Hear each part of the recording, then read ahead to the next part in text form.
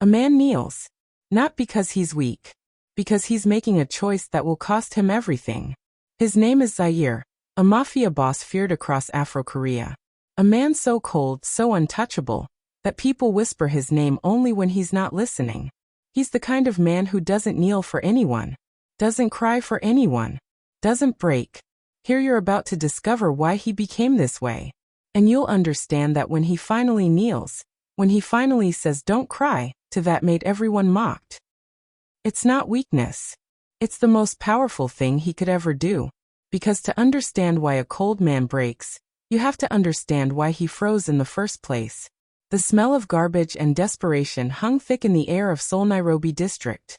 It's one of those places nobody talks about, where the bright lights of the city don't reach, where Korean skyscrapers cast shadows over African markets, and where unwanted children learn to disappear. That's where Zaire was born. Not in a hospital. Not with a name written in a book somewhere. He was born on the cold concrete behind a ramen shop, to a Korean mother who couldn't bear to look at him.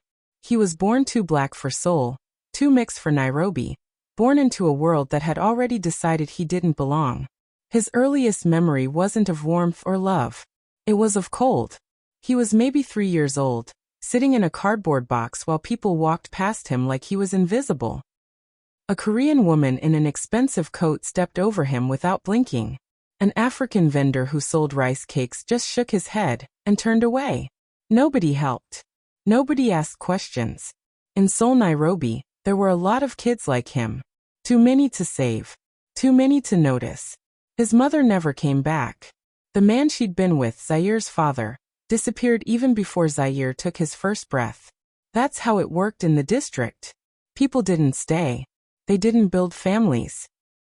They just passed through, leaving pieces of themselves behind like broken glass on the street. By the time Zaire was 7, he'd learned the rules of survival. Rule number 1, don't cry. Not because it's weak, but because tears made people uncomfortable. Tears made them look at you. And when people looked at you, they remembered you exist. That made them either help you or hurt you. And hurt came more often than help. He learned to steal before he learned to read. A stolen rice ball from the Korean market. A wallet from an African businessman. Small things. Things that kept him alive when his stomach was eating itself. The shopkeepers knew it was him. They all knew. But they also knew that if they called the police, they'd have to explain why they let a child starve in front of their store. So they yelled, they chased, but they never called. Zaire learned to move like a ghost through the district. He knew every rooftop, every alley, every place where the cameras couldn't see. He was fast and invisible and hungry, always hungry. Not just for food, but for something he couldn't name. Something that would make him matter. When Zaire was 10, he tried to join a youth center run by a Korean charity organization. He stood outside for 3 weeks, watching other kids go inside. Kids with parents. Kids with school uniforms. Kids who belonged somewhere. Finally, one day he worked up the courage to walk in. The director took one look at him, really looked at him, and Zaire saw pity in her eyes. He hated that look more than anything. Pity was just another word for, you're not worth my time. She took him to a shower anyway. She tried to be kind. But her kindness felt like she was trying to clean away the parts of him that were too African, or too Korean, or too poor, or just too much. He never went back. That rejection taught him something crucial. People didn't want to help you. They wanted to feel good about themselves. And the only way to get what you needed was to stop asking. Stop hoping. Stop needing anything from anybody. By 13, Zaire had stopped being a child. He'd joined a small gang in the district. Korean guys who didn't really trust him, but who needed someone small enough to break into shops. He was useful. For the first time in his life, being useful meant being valuable. It meant earning respect, not begging for it. His gang leader was a man named Minjun. Not kind but fair. He didn't ask Zaire about his parents. He didn't care. He only cared if you could do the job. If you could be loyal. If you could survive. Zaire could do all 3. Minjun taught him that emotion was a weapon that people used against you. If you loved something, they could take it. If you feared something, they could use it. The only way to be safe was to care about nothing and nobody. To be empty inside so that nothing could hurt you. It took Zaire 3 years to become numb enough to believe it. By 16, he was running his own operations in Seoul, Nairobi. He wasn't much older than his crew, but he was smarter, colder, and willing to do things other leaders wouldn't.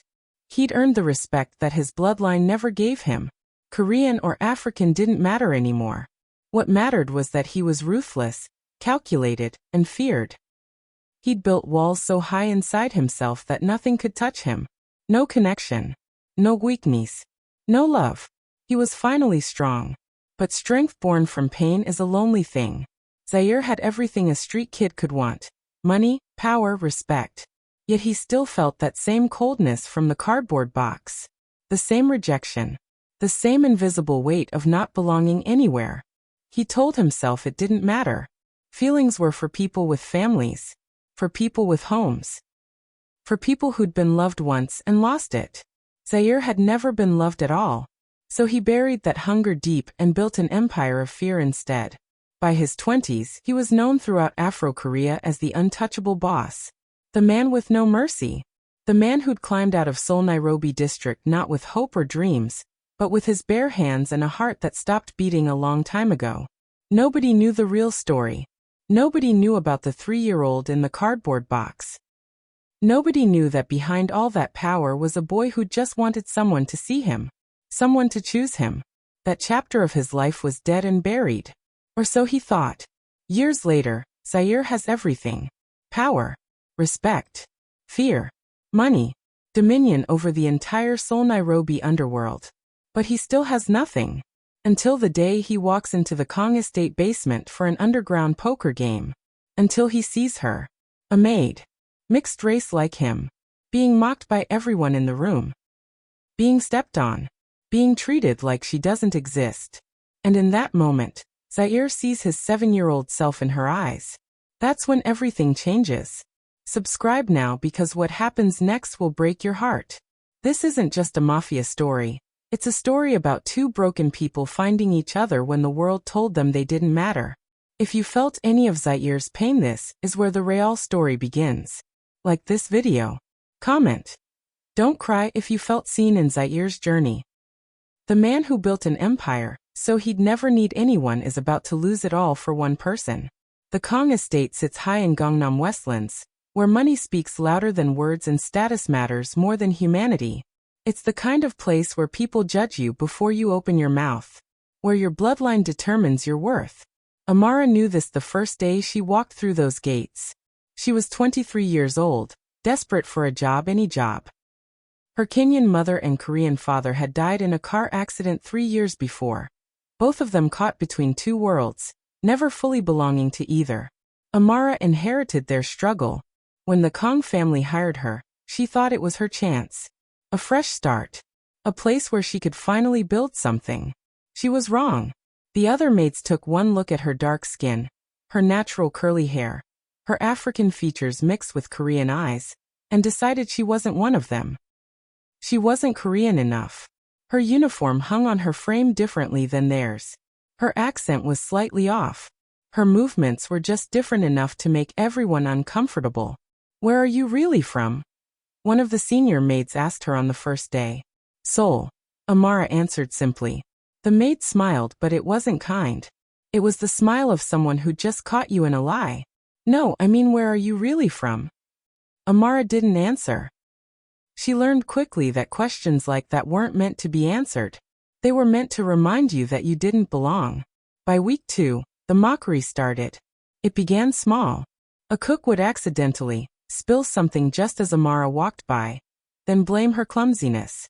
A housekeeper would hide Amara's cleaning supplies, then complain that the work wasn't being done properly. The younger maids would speak in Korean just loud enough for her to hear, laughing at jokes she knew were about her. The mixed one doesn't understand, they'd say, watching to see if she reacted. She never did. Amara had learned from her parents' lives that showing pain was dangerous. Her mother had cried about not being accepted in Korea. Her father had gotten angry about not being welcome in Nairobi. And what did it get them? Nothing. Just more rejection. So Amara chose silence. The Kang family was worse than the staff. Mrs. Kang, the matriarch, treated Amara like a ghost. If Amara was in a room, Mrs. Kang would look through her, speak around her, act like she didn't exist. When guests came over, Mrs. Kang would actually apologize for Amara's presence. "I'm sorry, we couldn't find better help," she'd say, not even whispering. Amara would just keep her eyes down and continue working. Mr. Kang ignored her completely, which was better. But their son Hyuntae made things harder. He was 25, spoiled, and treated Amara like she was there for his entertainment. He'd accidentally brush past her in hallways. He'd call her the wrong name just to see if she'd correct him. He'd tell his friends crude jokes about her body, loud enough that she could hear. "I wonder what a girl like that would do for real money," he'd say with his friends, laughing. Amara would clench her jaw and keep working. Every single day was the same. Wake up at 4 a.m., clean the guest rooms, prepare breakfast, serve the family while they ate without looking at her, clean again, prepare lunch, serve again. By evening, her feet ached, her hands were cracked from cleaning chemicals, and she still had hours of work left. But the physical exhaustion wasn't the worst part. The worst part was the invisible erasure. Being in a house with 15 people and feeling completely alone. Being spoken about like you can't hear. Being treated like you're not human enough to have feelings. One day, about 6 months into working at the Kang Estate, Amara was cleaning the living room when Mrs. Kang had friends over. They were talking about charity work, how they helped poor African children. "It's so sad how those people struggle," one of the women said, gesturing vaguely toward Amara, as if she couldn't understand English. "I know," Mrs. Kang replied. "Sometimes I feel bad for them. But what can you do? They're just not cut out for better lives." Amara's hands froze on the cloth she was holding. She wanted to scream. She wanted to tell them that her father had been a doctor, that her mother had been a teacher, that she wasn't struggling because she wasn't capable. She was struggling because people like them made sure she never had a chance. But she didn't say anything. She just kept cleaning. That's when Amara discovered her real power. The power of silence. Not the silence of someone who'd given up, but the silence of someone who was preserving her own soul. Every time someone mocked her, she didn't react. Every time they made her feel small, she didn't break. She moved through the Kang Estate like water, present but untouchable. She did her job perfectly, never complained, never made demands. She was reliable, invisible, safe. And in that silence, Amara held on to something the Kang family would never understand: her dignity. She'd wake up before dawn and look in the mirror and tell herself, "They don't define you. Their words don't define you. You know who you are." Her parents had taught her that before they died. In a world that wanted to make her feel like nothing, she had to become her own witness, her own proof that she mattered. So Amara worked. Day after day, month after month, she showed up and did her job and refused to let them break her. Not because she was weak, but because breaking would mean they were right. And she knew the truth: they were wrong. She was worthy. She was smart. She was capable of more than cleaning someone else's house. One day she'd prove it. But today, she just had to survive. She had no idea that on the other side of the city, a man was being born from his own pain. A man who was becoming so powerful, so feared, that when he finally saw her, really saw her, it would shake the entire foundation of everything he'd built. She had no idea that her silence, her strength, her refusal to break would become the very thing that would make the untouchable Zaire finally kneel. If you've ever felt invisible, this is for you. If you've ever endured mockery and had to keep smiling, if you've ever been treated like you don't matter while you're right there in the room, if you've ever had to choose silence over speaking your truth because you knew nobody would listen, then you understand Amara. She's not special because she's perfect. She's special because she refused to let them make her small. And what happens next, when a powerful man finally sees her? When he kneels in front of the entire Kang Estate and says, "Don't cry"? You're going to understand that this story isn't just about love. It's about being seen. Really seen. For the first time. Subscribe right now. This is where the magic happens. And if you felt anything watching Amara's journey, you need to see what Zaire does when he realizes she exists. Like this video. Comment below. Tell me, Have you ever been invisible? Have you ever had to be silent to survive? Your stories matter. Your pain matters. Share it with me. Because that's what Amara is about to discover. That she matters. That her presence changes everything. That's where the real transformation begins. It was a Tuesday night when Amara first saw him. She didn't know his name yet. Didn't know who he was. But she felt him the moment he walked down the basement stairs. Felt the air shift, felt the temperature drop, felt something fundamental change in the room. The basement of the Kang Estate had been transformed.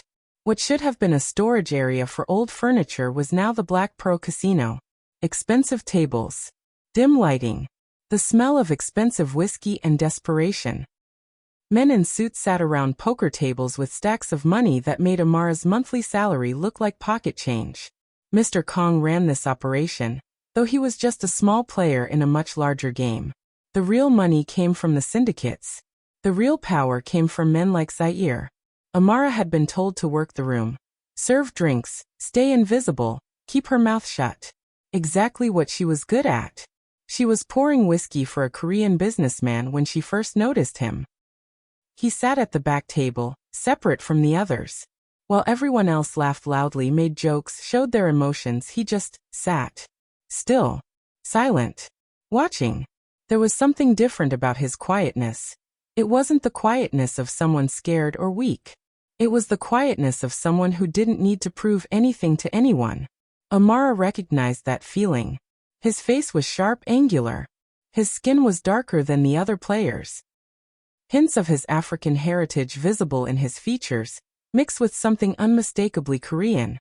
He wore a black shirt, no tie, like he was too confident to care about dressing formally. His hands were surprisingly clean. Not the hands of someone who did dirty work himself. The hands of someone who made other people do it. He was beautiful and terrifying at the same time. "Hey, Maid girl," one of the players at the front table shouted. It was a man named Young-ho, a gambling addict who came to the basement 3 times a week. More whiskey. And this time, try not to spill it like last time, yeah. He'd never spilled anything. But everyone laughed anyway. Amara just nodded and moved to the next table. As she poured drinks, she heard the jokes starting. They always did when she was working. Comments about her body. Questions about whether African girls were different. Laughter that was meant to humiliate her. She'd gotten used to it. Her face stayed blank. Her hands stayed steady.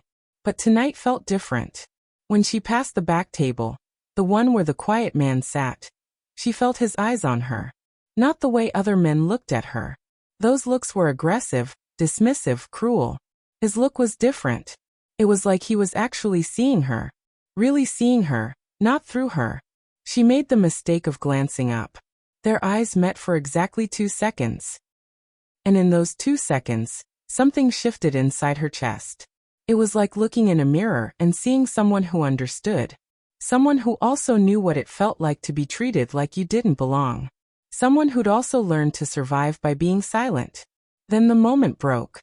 "Zaire, your turn," someone said at his table, and he looked away. But Amara felt something light up inside her that had been dark for a very long time. She finished serving drinks and tried to focus on her work. But she kept finding reasons to pass near his table. Not obviously. Not in a way that would get her in trouble, but enough that she could feel his presence, could sense the power radiating from him. Zaire played poker like he played life, perfectly. Every decision calculated. Every emotion controlled. He won hand after hand, and the other players got progressively more frustrated. But he never gloated. Never rubbed their faces in it. He just took their money with the same blank expression he'd worn the entire night. Then Young-ho, the gambling addict, made a mistake. He'd lost almost everything. His face was red, his hands shaking. And when Amara passed to refill his glass, he grabbed her wrist. "This is your fault," he spat. "Your bad luck.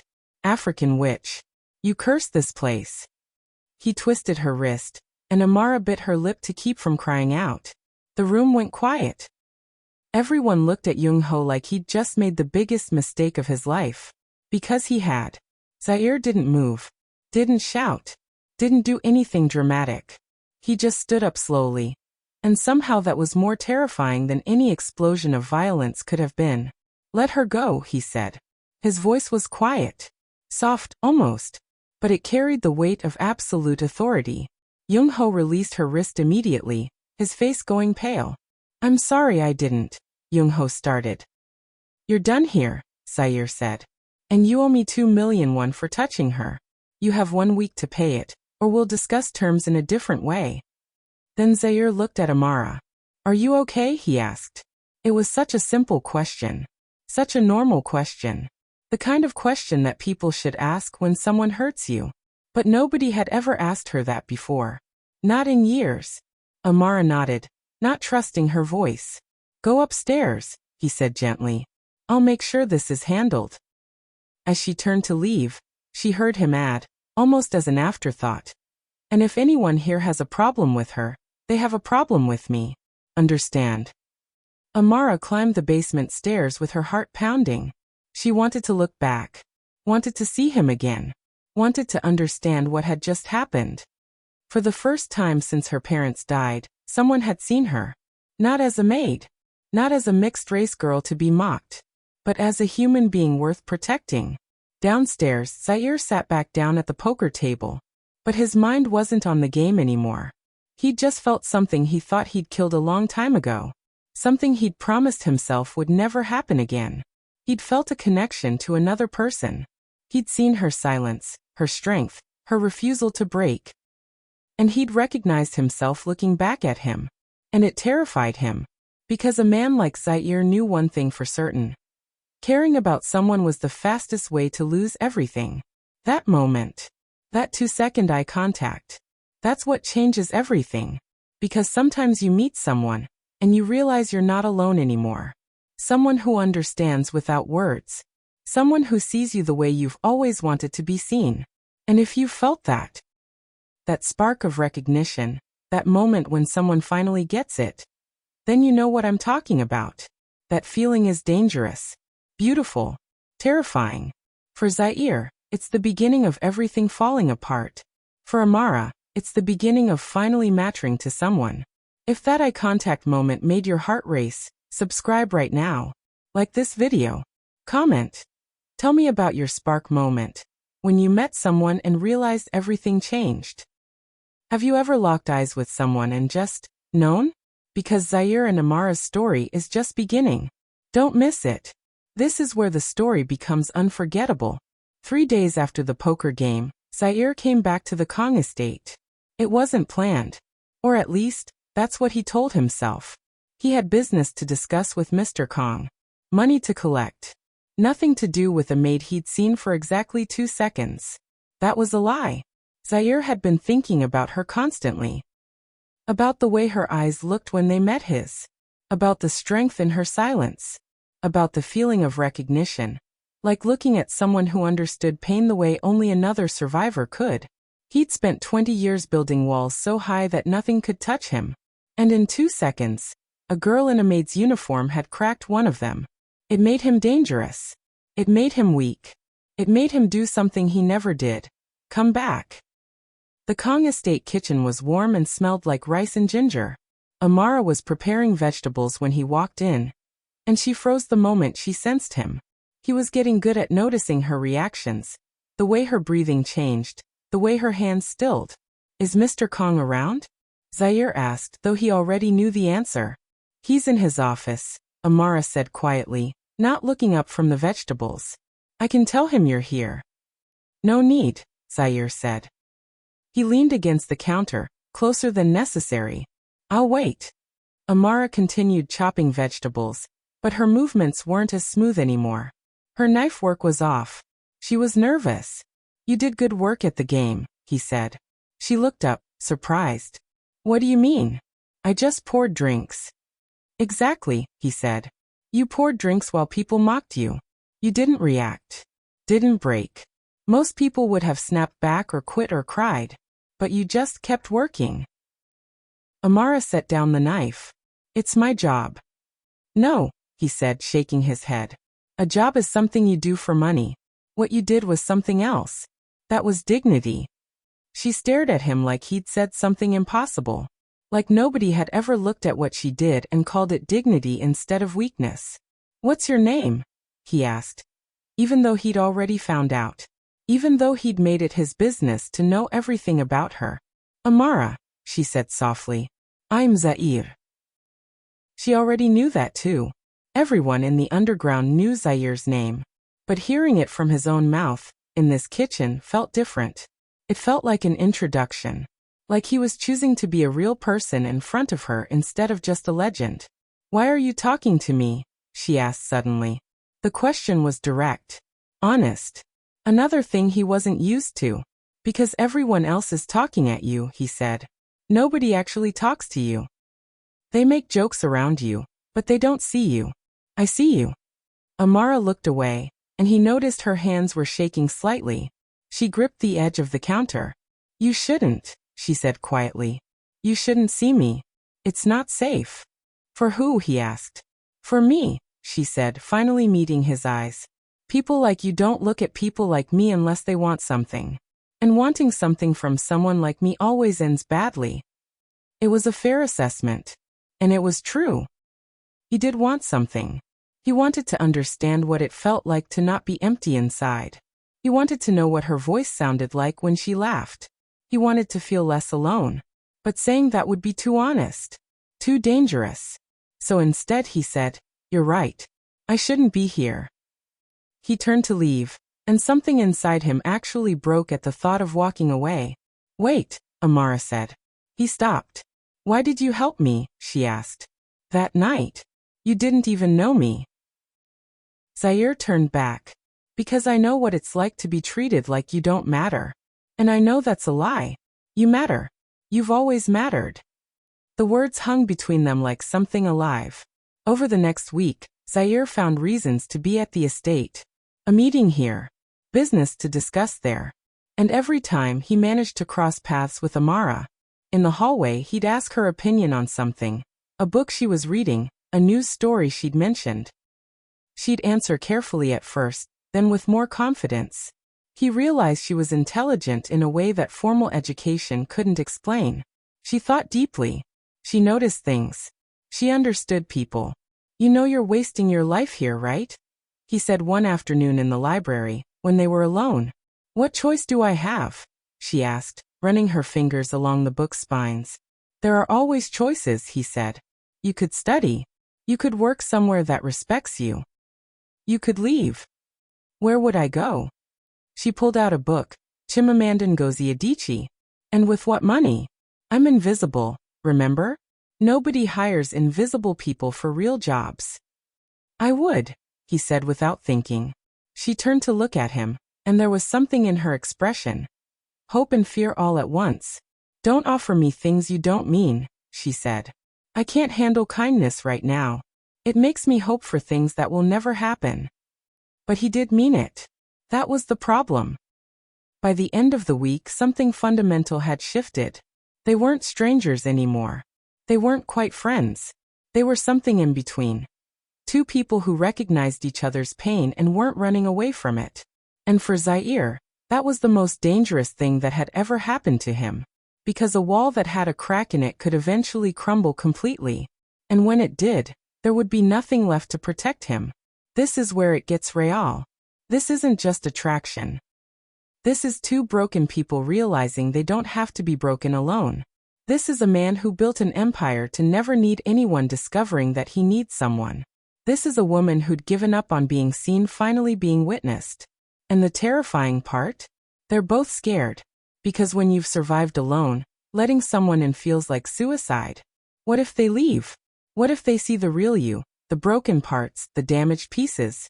And they finally understand why nobody else wanted to stay. That fear is real. That fear is what keeps us locked in our own prisons. But sometimes someone comes along who looks at your walls and doesn't run. Who sees your cracks and doesn't judge. Who says, "I'm broken too, and that's why I understand you." That's what's happening between Zaire and Amara. If this story made you feel something, if you recognized yourself in either of them, subscribe right now. Like this video. Comment. Have you ever met someone and felt like they finally saw you? Tell me your story. Because that's what this moment is about, being seen. This is where the real danger begins. Where a man who controls everything loses control. Where a woman who's been silent finally has something worth speaking up for. And it all comes crashing down in the worst, most beautiful way possible. Don't miss it. The Kang Estate Grand Hall was packed. It was a business gathering. The kind where wealthy families and syndicate leaders mix like they weren't literally funding criminal enterprises. Everyone pretended to be legitimate. Everyone wore expensive suits and smiled with teeth that had never known real hunger. Amara moved through the crowd with a tray of champagne, invisible as always. She'd gotten good at this, at being present without being seen, at hearing conversations she wasn't supposed to hear, at watching people's mouths move while their eyes betrayed the lies they were telling. She hadn't seen Zaire in 2 days. Mr. Kang had been keeping him busy with business meetings in other parts of the city. And in those 2 days, Amara had felt the emptiness return. The weight of not mattering. The silence that used to feel safe now felt suffocating. She told herself it didn't matter. That whatever had started between them was dangerous and stupid. That a man like him couldn't actually want someone like her. But she was lying to herself, and she knew it. That's when the doors to the Grand Hall opened, and a man walked in that made everyone tense. His name was Jinemo, and he ran the rival Busan syndicate. He was tall, scarred, and moved like violence was something he'd studied and perfected. He wasn't here to celebrate. He was here to hunt. Zaire was already in the room, standing near the back, speaking with Mr. Kang. When Jinemo walked in, Zaire's body went completely still. Amara recognized that stillness. It was the same stillness a snake makes before it strikes. She should have walked away. Made it clear he wasn't talking about a sport. Zaire didn't respond. Just watched Jinemo like he was calculating a dozen scenarios at once. Jinmontak smilet. It wasn't a friendly smile. I heard you've been spending time with the household help. That true? The great Zaire, brought down by a mixed-race maid. The room went quiet. Everyone was watching now, waiting to see what would happen. In the underworld, moments like this determined hierarchies. Determined who was weak and who was strong. Amara's heart was racing. She should have put down the tray. Should have walked away. But something made her stay. Something made her keep moving closer. Like she was drawn to the disaster about to unfold. Jinemo was walking toward Zaire now, his eyes scanning the room. Where is she? I want to see this girl who made the untouchable man touch ground. Mr. Kang looked like he wanted to disappear into the walls. Mrs. Kang watched with barely concealed interest. The kind of interest a predator has in wounded prey. That's when Jinemo's eyes found Amara. She was still holding the champagne tray, trying to blend into the background. But there was no blending in when a man like Jinemo decided to see you. He walked toward her slowly, deliberately, like he was stalking something. You, he said. You're the one. Amara didn't answer. She just set down the tray and tried to step back. But Jinemo grabbed her wrist. I'm talking to you, he said. Let her go, someone said from across the room. It was Zaire's voice, but his face was still calm. Still controlled. Like he wasn't watching his entire world being dismantled in front of everyone he knew. Jinemo laughed. Or what? You going to stop me? Here? In front of all these people? That would be admitting you care. That would be admitting weakness. He was right, and everyone in the room knew it.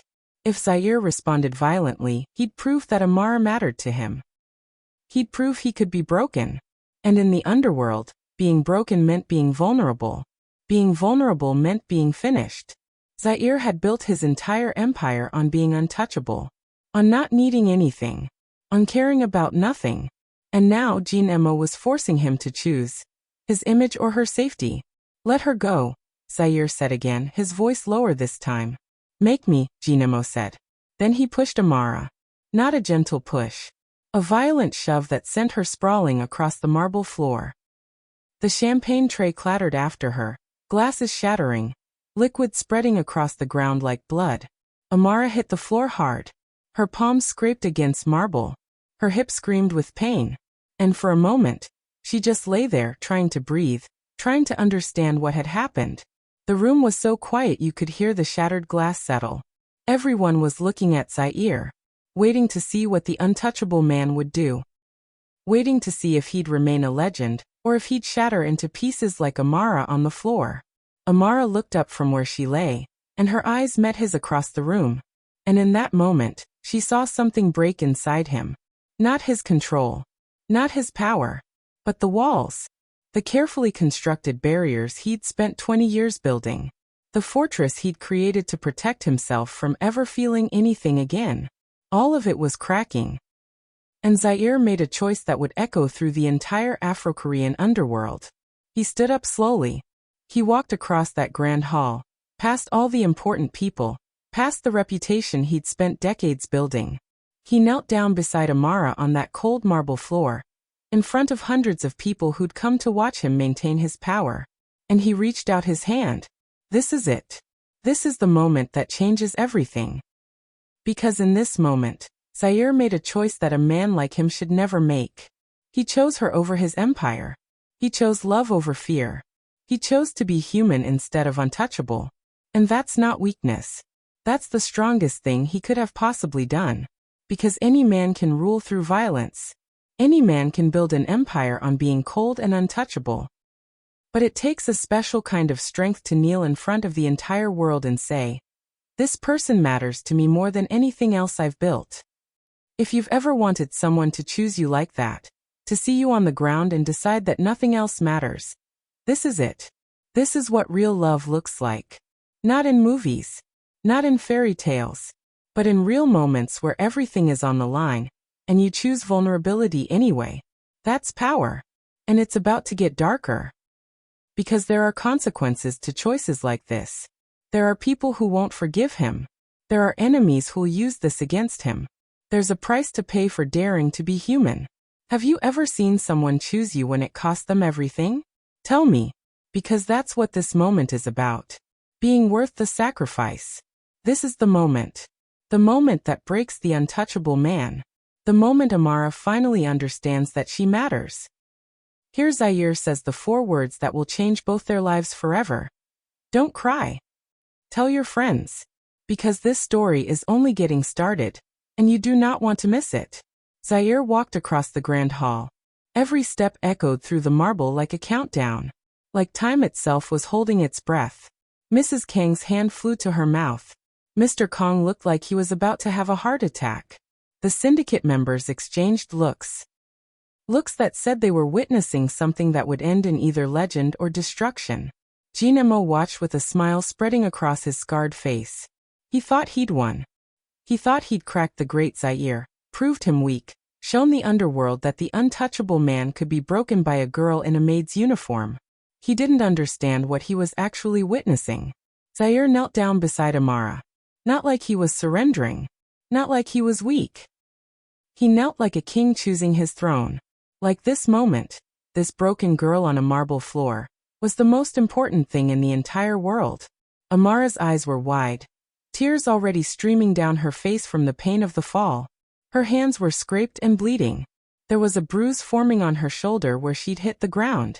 "Don't cry," Zaire whispered. Just 4 words. Simple words. The kind of words anybody could say. But when he said them, they carried the weight of everything he'd never allowed himself to feel. They carried 20 years of being cold.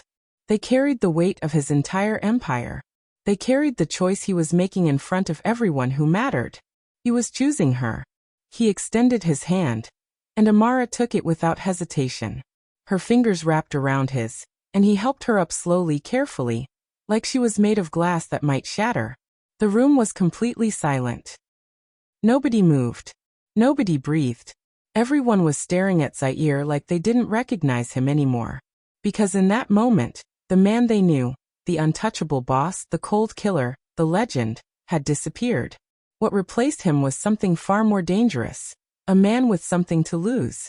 "You," Zaire said, still holding Amara's hand, still on his knee.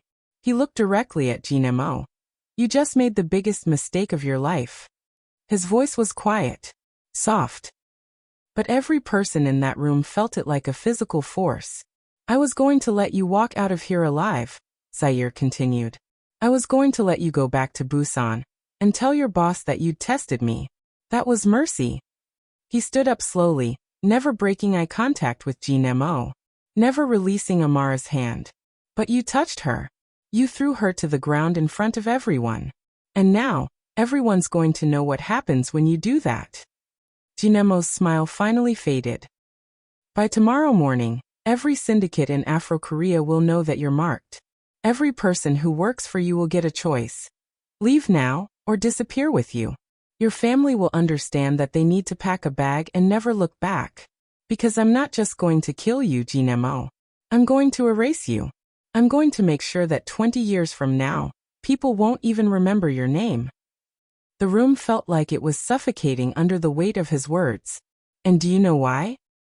Zaire asked. Because you were right about one thing. You were right that she's my weakness. But you were wrong about what that means. He looked at Amara, and his entire face softened in a way that shocked everyone watching. She's not my weakness, he said. She's my strength. And any man who would hurt her will find out that I'm capable of things that make everything I've done before look like practice. Security moved in then, grabbing Jinemo. He was still struggling, still trying to fight, still trying to understand how he'd miscalculated so badly. But Zaire had already turned away.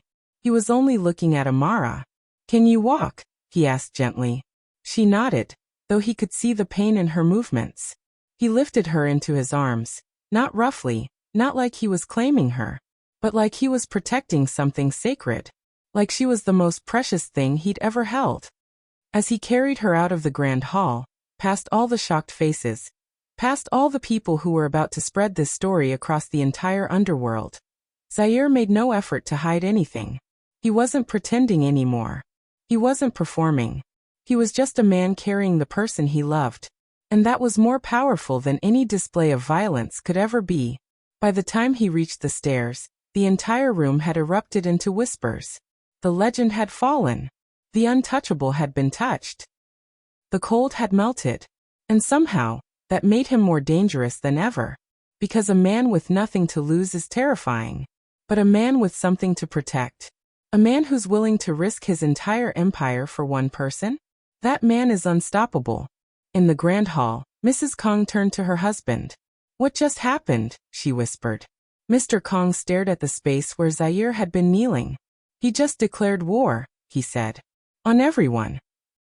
Upstairs, in the servants' quarters, Zaire carefully cleaned Amara's wounds. He didn't speak. Words felt unnecessary. He just moved with a gentleness that contrasted sharply with the violence he'd just promised. Amara watched him work and tears streamed down her face, but these weren't tears of pain. They were tears of something she'd never experienced before. She was finally being taken care of. Finally being chosen. Finally mattering so much that a man was willing to destroy his own carefully built world for her. Why did you do that? She whispered. Zaire looked up at her. And his eyes held decades of pain, loneliness, and finally, hope. Because, he said, you saw me when nobody else could. And I couldn't let the world think you didn't matter. Because you do. You matter more than my empire. More than my reputation. More than anything I've ever built. Do you understand what just happened? A man who'd spent 20 years being untouchable just became completely vulnerable in front of the entire underworld. He kneeled. He held her hand. He declared to everyone that mattered that she was worth more than his power. That's not weakness. That's the definition of strength. Because love isn't about being safe. It's not about protecting your image or your reputation or your empire. Real love is walking into a room full of enemies, falling to your knees and saying, this person matters more to me than all of it. If you've ever wanted someone to love you like that, with that kind of reckless, desperate, all-in devotion, then you know exactly what Amara just felt in this moment. But here's the thing. Zaire just declared war on everyone. He just made himself a target. He just gave every enemy he's ever made a weapon to use against him. Because the underworld doesn't forgive weakness. The underworld doesn't accept love stories. The underworld takes vulnerability and turns it into an execution. And Zaire knows that. He chose it anyway. Subscribe right now. This is where the real danger begins. This is where Amara discovers that being chosen comes with a cost. Tell me about a moment when someone chose you over everything else. Tell me about the time you mattered so much that someone was willing to lose it all. This is not a fairy tale anymore. This is war. And the person you love is now your greatest liability. The story spread like poison through water. By the next morning, every street in Nairobi Myeongdong was talking about it. Every underground network in Seoul was buzzing with the same message. Zaire had broken. The untouchable man had kneeled for a maid. In the markets of Nairobi Myeongdong, vendors whispered it to customers between transactions. In Seoul's underground clubs, gangsters repeated it while playing cards. By noon, it had reached every corner of Afro-Korea's syndicate world. And with that story came a single, dangerous realization. Zaire was vulnerable. In the underworld, vulnerability was a death sentence. Amara woke up in a bed that wasn't hers, in a room she'd never seen before. The walls were cream-colored, the furniture was expensive, the sheets were the softest thing she'd ever touched. Through the window, she could see the city lights of Gangnam sparkling below. She'd been moved. Zaire had carried her out of the Kang Estate and brought her to what? A safe house? A penthouse? She had no idea where she was. Her body ached. Every muscle screamed when she tried to sit up. But the pain was nothing compared to the confusion in her mind. Everything that had happened felt like a dream. The kneeling. His hand extended. The 4 words that changed her life. The door opened quietly. Zaire walked in carrying coffee and breakfast. He looked different. Tired. His usual sharp expression had been replaced by something harder, colder. Like he'd already had 10 conversations and made 100 decisions before sunrise. How do you feel? He asked, setting the food down carefully. Like I got thrown on marble, she said, trying to smile. He didn't smile back. That's going to happen less and less from now on. Something in his voice made her sit up straighter, ignoring the pain. What does that mean? Zaire sat on the edge of the bed, and for a moment he looked exhausted. Like the weight of everything was finally catching up with him. It means everyone knows, he said.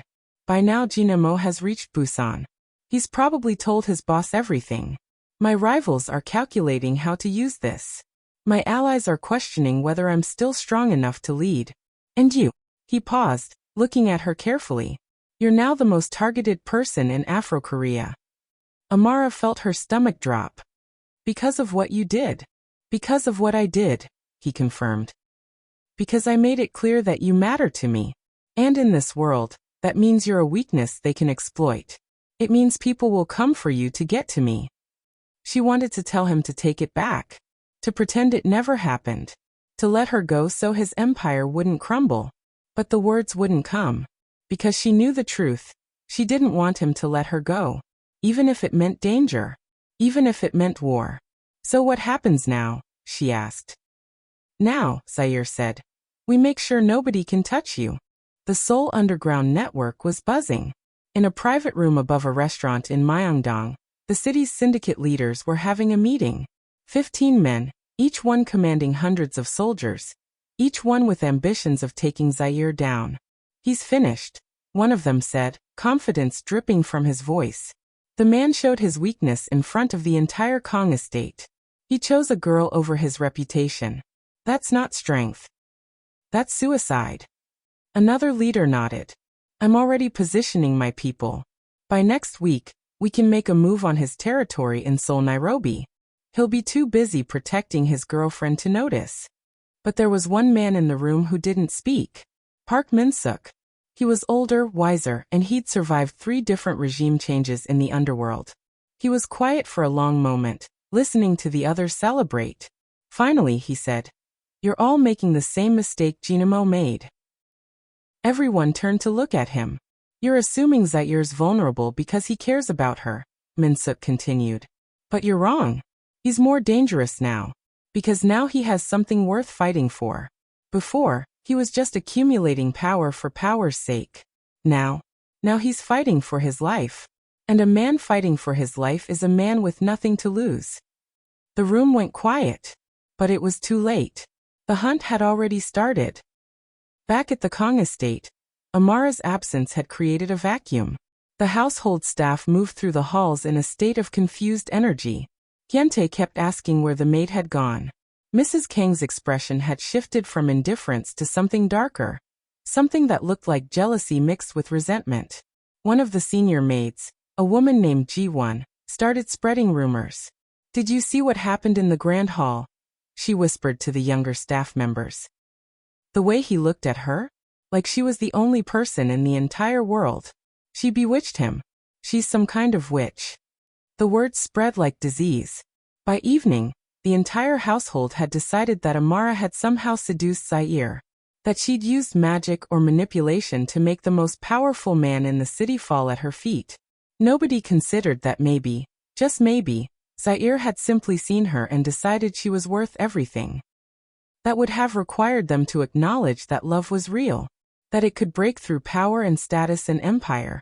And if they acknowledged that, they'd have to examine their own empty lives, their own loveless marriages, their own meaningless status. It was easier to call her a witch. Zaire knew about the whispers. He knew about the meetings being held across Afro-Korea. He knew that within days, the real attacks would begin. So he did something that shocked everyone who knew him. He moved openly with Amara. He took her to restaurants in Myeongdong, not hiding, not pretending. He walked with his hand on her back, showing the entire city that she was under his protection. He made it clear that any move against her was a direct move against him. It was the opposite of strategy. It was the opposite of what every advisor told him to do. But it was love. Amara would ask him, "Isn't this dangerous? Aren't you showing everyone exactly where you are?" And Zaire would say, "Yes. And I don't care. Let them come. Let them see that I'm willing to face the entire world for you. That's the message I want them to receive." It was reckless. It was dangerous. It was everything his 20 years of cold calculation had taught him not to do. But it was also beautiful. Because for the first time in his life, Zaire wasn't playing a game. He wasn't calculating moves or planning strategies. He was simply choosing, over and over again, to stand beside the woman he loved. And the underworld didn't know how to respond to a man who'd stopped playing by the rules. The danger was real. The enemies were circling. The war was coming. But Zaire had already made his choice. And nothing was going to change it. This is the part of the story where everything becomes real. Not just the love, but the cost of it. Zaire isn't just risking his empire. He's risking his life. Every choice he makes to be with Amara is a choice that puts him in the line of fire. Every moment they spend together is a moment someone, somewhere, is planning to destroy them.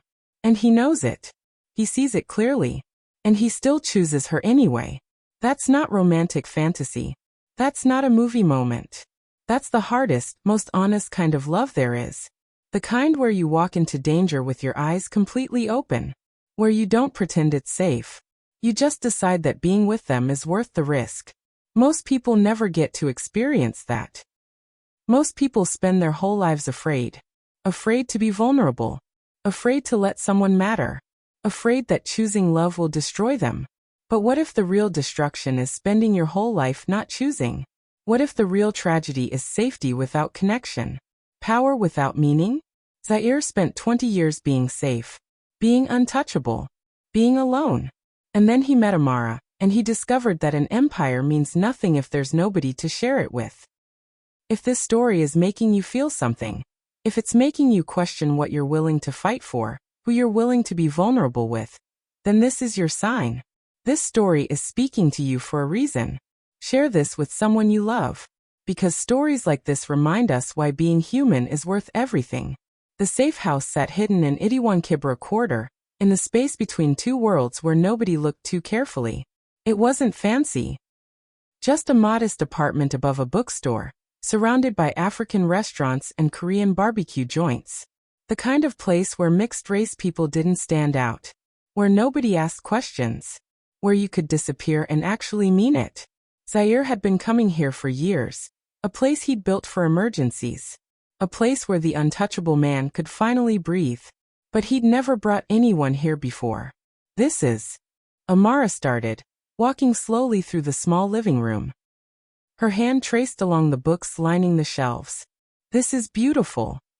It's safe, Zaire said simply. That's all that matters right now. She nodded, and they fell into silence. The kind of silence that used to feel comfortable, but now felt like it was holding something unsaid. Something that needed to break open before they could move forward. It was Amara who spoke first. "Tell me something true," she said, sitting on the edge of the couch. "Something nobody knows. Something you've never told anyone." Zaire looked at her for a long moment. Then he sat down beside her, not close, but close enough that she could see his hands shaking slightly. "I was born in a cardboard box," he said quietly. And then he told her everything. He told her about Seoul Nairobi district, about his Korean mother who couldn't bear to look at him, about his African father who disappeared before he was even born, about the cold, about the hunger that wasn't just physical. It was emotional. It was the hunger to matter. He told her about learning that emotion was a weapon, that love was a liability, that the only way to survive was to stop needing anything from anyone. "I built an empire," he said, "to prove that I didn't need anyone, that I was strong enough alone. And I was. I made myself untouchable. Nobody could hurt me because I wouldn't let anyone close enough to try." Amara listened without interrupting. Just listened. The way she'd learned to listen years ago when nobody wanted to hear her voice. "But you know what I discovered," he continued. "Being untouchable means being alone. And alone is just another word for dying slowly while you're still breathing." He looked at her then, and his eyes were completely open, completely vulnerable. "Until you," he said. "Until I saw you being mocked and realized I was looking in a mirror. You were alone too. And you were surviving it the same way I was." By refusing to break. Amara's eyes filled with tears. "But I don't want to just survive anymore," Zaire said. "I don't want to be untouchable. I want to be touched. By you. Only you." And then it was her turn. She told him about her parents. About how they'd lived their whole lives caught between two worlds, never fully Korean, never fully African. Never quite belonging anywhere. "They died in a car accident," she said, her voice barely above a whisper. "And I realized that they'd spent their whole lives trying to fit in somewhere that would never accept them. And they never got the chance to just exist. To just be loved for who they were." She paused, gathering strength. "When I got the job at the Kang Estate, I thought that was my chance. I thought if I just worked hard enough, if I just was invisible enough, if I just didn't cause problems, then maybe I'd finally belong somewhere." She shook her head bitterly. "But I never belonged. I was always the mixed one. Always the outsider. Always the girl that people could mock, because I didn't have anyone to protect me. And I just accepted it. I thought that was just my life. That being invisible was the same as being safe." "You were never invisible to me," Zaire said. "I know," Amara replied. "That's the problem. Because now that I've been seen, I don't know how to go back to being nothing." They sat in silence for a long time. Then Zaire asked the question that would change everything. "What did you want to be? Before the Kang Estate? Before everything? If you could be anything, what would you choose?" Amara looked surprised. Like nobody had ever asked her that before. "A teacher," she said finally. "My mother was a teacher in Nairobi. She taught children to read. And I loved watching her do it. She made it look like the most important work in the world." "You could still do that," Zaire said. "With what money? With what qualifications? I'm a maid, Zaire. That's all I've ever been." "You're whatever you decide to be," he said. "And I'll make sure nobody stops you." She turned to face him fully then. "Why are you doing this?" she asked. "Why are you risking everything for me? You don't even know me." "I know you," he said. "I know that you're intelligent and strong and kind even when the world gives you no reason to be. I know that you feel deeply, but you've trained yourself not to show it. I know that you see people the way I've always wanted to be seen. Without judgment. Without condition. Just seen." He reached for her hand. "And I know," he continued, "that the moment I saw you, I understood something I'd been running from my entire life. You can't build a real empire alone. A real empire is built with someone. Built for someone. Built because you have something worth protecting." Amara leaned her head on his shoulder, and for the first time since her parents died, She felt safe. Not safe from danger. The danger was still coming, they both knew that. But safe from being unseen. Safe from being unknown. Safe from being alone. Outside the safe house window, the lights of 81 Kibra quarter twinkled in the darkness. African music mixed with Korean pop songs drifting up from the street below. Two worlds colliding, mixing, creating something new. Inside, two broken people sat together and finally understood what it meant to be whole. Sometimes the most powerful moments in a story aren't the loud ones. They're the quiet ones. The moments when two people who've spent their whole lives being invisible finally say out loud, "I see you. And you matter." Zaire spent 20 years building walls so high that nothing could touch him. Amara spent years making herself so small that nobody could hurt her. And then they found each other, and suddenly those walls didn't feel like protection anymore. They felt like prisons. Because here's what people don't tell you about being strong alone. It's exhausting. It's lonely. And no matter how much power you accumulate, no matter how many people fear you, you're still just a person who doesn't want to be alone. And that's not weakness. That's the most human thing there is. If you've ever felt that. If you've ever built walls to protect yourself and then realized that the walls were keeping out the one person who could actually see you, then you know exactly what Amara and Zaire just experienced. You know that moment when you finally let someone in, and everything makes sense for the first time. But first, I need you to understand something. This story matters. Not because of the action. Not because of the danger. But because it's about two people choosing each other when the world told them they were unworthy of choice. If that resonates with you, if you felt that kind of invisible pain, share this with someone. Send it to someone who needs to know that being seen is possible. That love is real, even in the darkest places. Because that's what this story is really about. It's not about a mafia boss and a maid. It's about you. It's about all of us who've ever doubted our worth, and then met someone who made us believe we mattered. The phone call came at 3 a.m. Zaire's Lieutenant Suk-jun was breathless on the other end. "We're under attack. 3 warehouses in Gangnam district just went up. Jinemo's allies are moving on Seoulport. We're losing territory in Nairobi business district." Zaire was already out of bed, already moving. Amara watched from the darkness as he paced, giving orders in a voice that had returned to being cold. The man who'd held her and let himself be vulnerable hours earlier had transformed back into the untouchable boss. This was the cost. "I have to go," he said, already heading toward the door. "Wait," Amara said. "Don't just react," she said quietly. "That's what they want. They want you angry and moving fast. That's when you make mistakes." Zaire turned back, and for a moment, she saw frustration cross his face. This wasn't advice he'd asked for. This wasn't something the people in his world typically did, questioned his decisions. "You need to understand what they're really doing," Amara continued, sitting up. "They're not just attacking your territory. They're trying to make you choose. Your empire or me. If you rush out there playing defense, you're already losing. Because every move you make to protect the empire is a move away from me. And they know that makes you weaker." Zaire stopped pacing. "So what are you saying?" he asked. "I'm saying don't defend. Attack. But not where they expect it." Something shifted in his eyes. Recognition. He was actually listening. For the next 2 hours, they planned. Zaire had always operated alone, making decisions in isolation, trusting only his instinct. But Amara saw things differently. She asked questions he'd never thought to ask. She pointed out patterns he'd been too close to see. "Jinemo isn't the real threat," she said, studying the map of syndicate territories they'd spread across the floor. "Look at the order of attacks. Gangnam first, then Seoulport, then Nairobi. That's not chaos. That's strategic. Someone's coordinating this.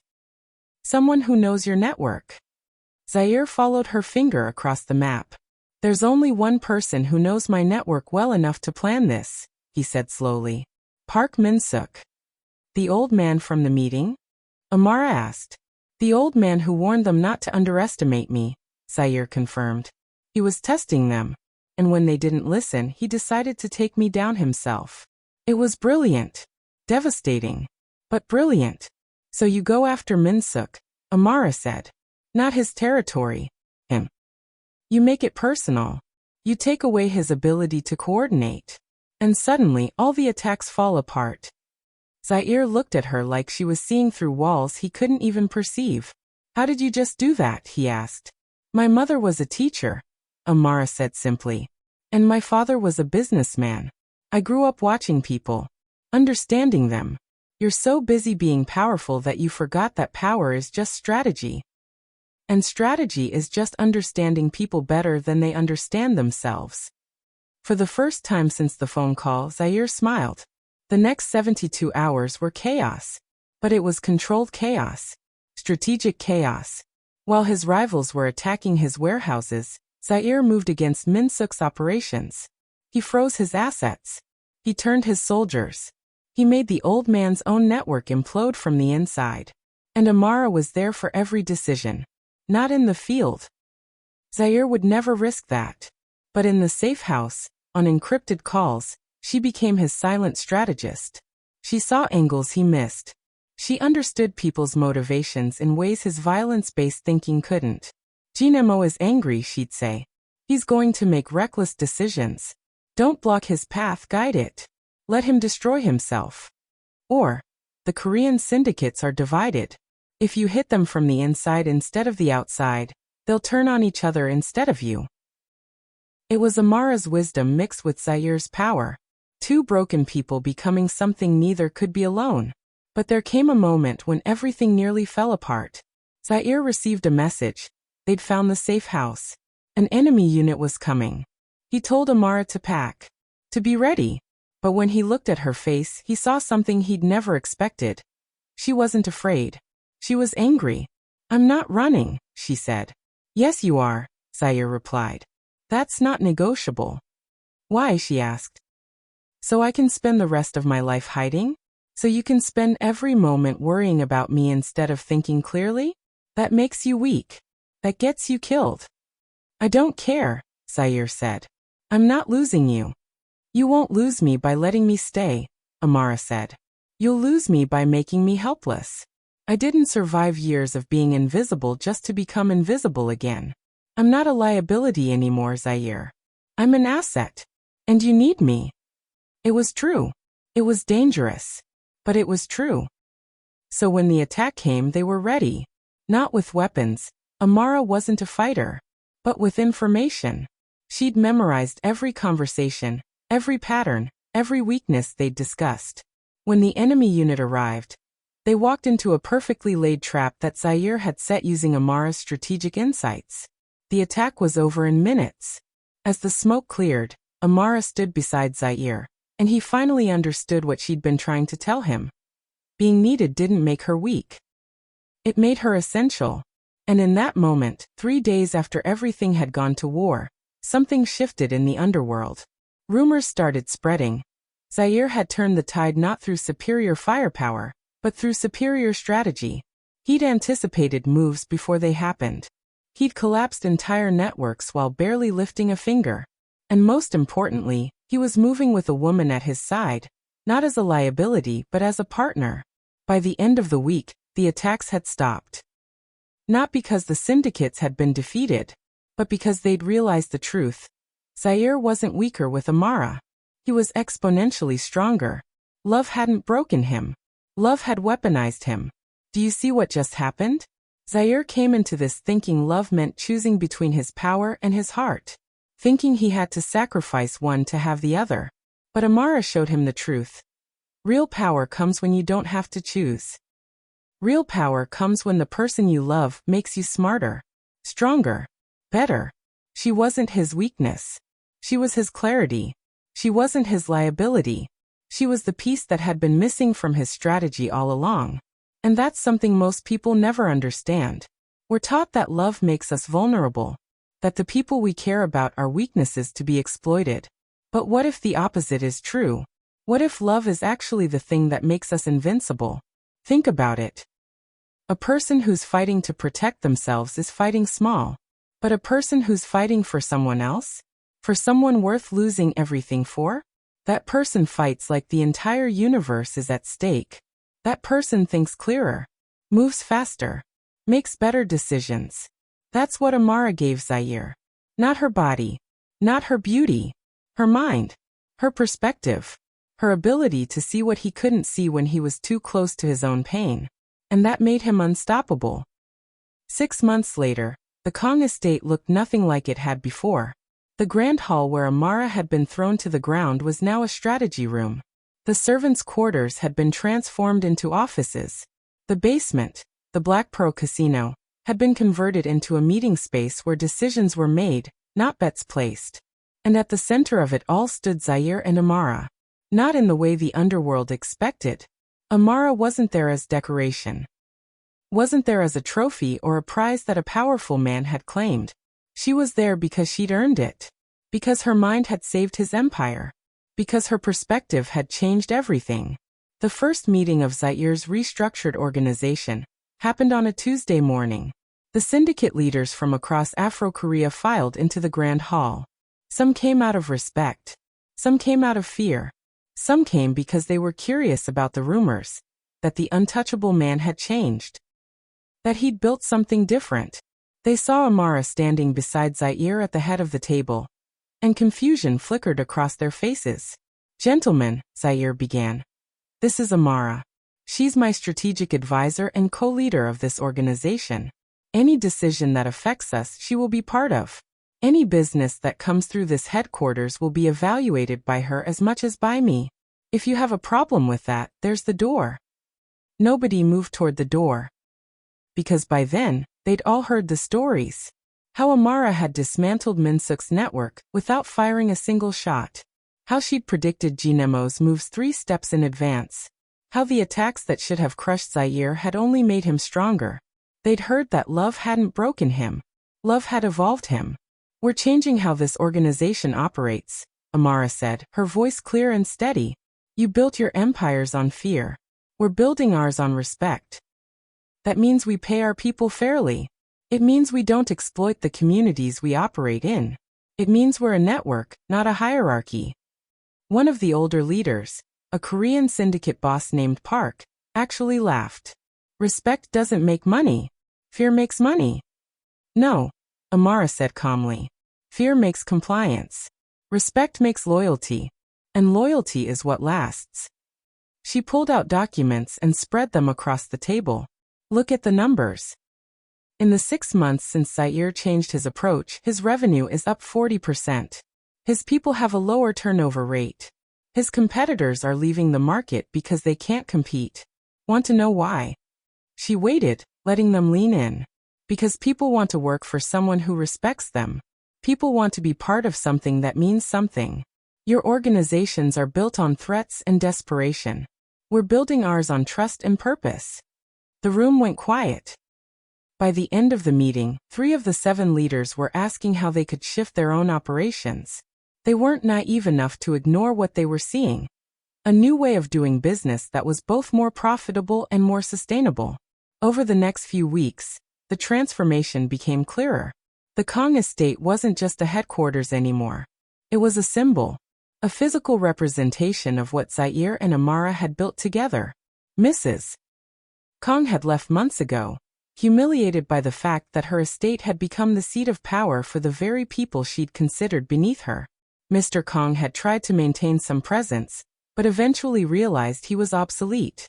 Zaire bought him out quietly, and he disappeared into retirement. The staff, including the maids who'd mocked Amara, watched as she walked through the halls no longer as a servant, but as a leader. Ji-won, the senior maid who'd spread rumors about her, tried to approach her one day with an apology. "I was jealous," Ji-won said, unable to meet her eyes. "I hated that you had something I didn't. Someone who chose you. Someone who saw you." Amara could have been cruel. She had every reason to be. Instead, she just said, "He chose me because I was brave enough to let him. You can do the same. Stop waiting for someone to rescue you. Become someone worth choosing." Ji-won left the estate that day, and Amara heard 6 months later that she'd gone back to school. That she was studying business. That she was building her own path. That was what Amara did. She didn't just lead through strategy, she led through belief. She believed in people's capacity to be more than what circumstances had made them. The story spread through the underworld like wildfire. In the markets of Nairobi, Myeongdong, people whispered about the maid who became a queen. In the clubs of Seoul's underground, gangsters debated whether Zaire's new approach was genius or suicide.